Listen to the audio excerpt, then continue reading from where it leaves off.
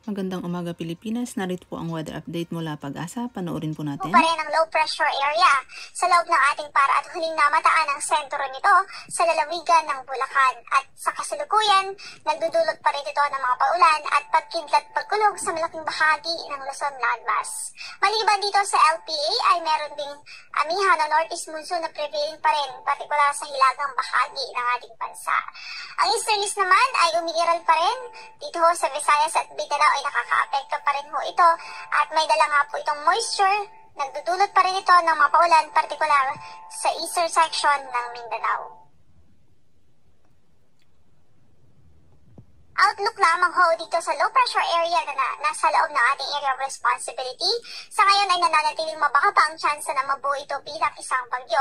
Ay inaasahan natin in the next 24 hours, malaki ang posibilidad na mag-dissipate o malusaw ho itong low pressure area. Gayunpaman, patuloy pa rin na tayo mag-antabay sa mga updates ng Pag-asa ukol sa nasabing weather disturbance. Patuloy pa rin makaranas ng maulap na papawri na may mga pagulan at pagkidlat pagkulog ang buong Central Luzon, ang Kamaynilaan, ang Calabarzon, maging ang mga lalawigan ho ng La Union at Pangasinan. Dahil nga yan sa direktang epekto nitong low pressure area. Asahan natin ang pagbuhos ng ulan, light to moderate rains na kung minsan nga ay minkalakasan din or at times heavy rains doon nga sa mga nabanggit nating lugar. Kahit saan man po ang ating lakad sa araw na ito, huwag kong kalimutang magdala ho ng payong o anumang pananggalangan sa ulan.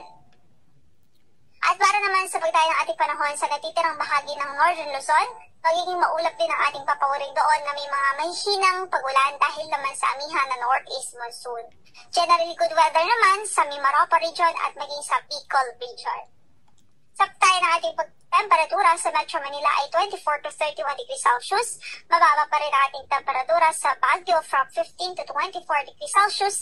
Sa Legazpi ay 26 to 31 degrees Celsius habang sa Kalayaan Islands ay 26 to 31 degrees Celsius. Maulap din ang papawri ng may mga pagulan at pagkidlat pagkulog ang inaasahan sa Caraga region at Davao region dahil naman yan sa easterlies. Saan man ang lakad ng ating mga kababayan doon, huwag kalimutang magdala ho ng pananggalang sa ulan. Samantala sa Visayas at natitirang bahagi pa ng Mindanao, asahan natin ang bahagyang maulap hanggang sa maulap na papawri. Ang mga pagulan na maaaring maranasan ng ating mga kababayan dito ay dahil lamang po sa isolated o mga pulong-pulong thunderstorm na panandalian lamang, usually in the afternoon or evening. At para sa pagtayo ng ating panahon, ng ating temperatura, sa Tacloban ay 25 to 31 degrees Celsius ang maging agwat, samantalang 25 to 32 naman sa Cebu at maging sa Iloilo City. Sa Davao City ay 25 to 32, 23 to 31 sa Cagayan de Oro at sa Zamboanga naman ay 24 to 34 degrees Celsius. Nakataas pa rin ang ating daily warning sa mga lalawigan o sa mga baybaying dagat ng Ilocos Sur, Ilocos Norte, Batanes, Cagayan, kasama na dyan ang Babuyan Islands, Isabela, Aurora, Northern Quezon kasama ng Polillo Islands, Camarines Norte, Northern Coast ng Camarines Sur at Northern and Eastern Coast of Catanduanes. Sa mga nabanggit nating lugar, hindi pa rin papayagan ng Coast Guard na pumalaot ang maliliit na sasakyang pandagat dahil delikado po ito para sa mga small sea vessels. Sa ngayon ay inaasahan pa rin natin maalon hanggang sa napakaalon ng kondisyon ng ating karagatan doon dahil na sa pagbugso ng amihan. The rest of the country o the rest of archipelago ay katamtaman hanggang sa malakas o katamtaman hanggang sa maalon ng kondisyon ng ating karagatan.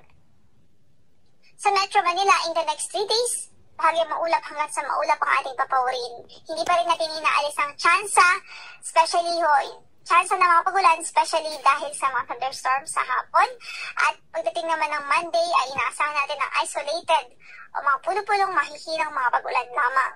22 to 32 degrees Celsius ang magiging agwat ng ating temperatura sa Metro Manila.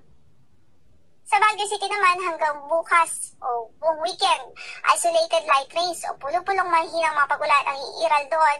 Samantala pagdating ng Lunes ay maulap ang papawri na inaasahan na may mahihinang mga pagulan.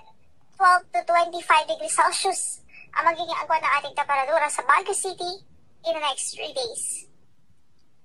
Sa Kapikulan naman, partikular sa Legazpi City, sa weekend, Generally, good weather pa rin ho tayo, maliban na lamang sa mga thunderstorms na maaari pong tumagal mula 5 hanggang sa 30 minuto. Pagdating naman ng Lunes, ay inaasahang maulap ang papawring doon na may mga pagulan at pagkidlat pagkulog. 25 to 32 degrees Celsius na magiging agad na ating temperatura sa Legazpi City.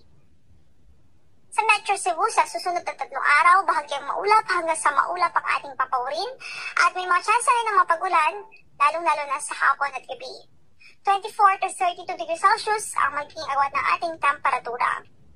And finally, sa Metro Davao, generally improved weather ang inaasahan sa weekend. And by Monday ay bahagyang maulap hanggang sa maulap pa rin ang papawrin. At hindi natin inalis ang tsansa ng thunderstorm, lalong-lalo na sa hapon at gabi. 25 to 33 degrees Celsius sa magiging agad ng ating temperatura sa Davao City. Ang sunrise natin for today is 6:03 in the morning at inaasahang lulubog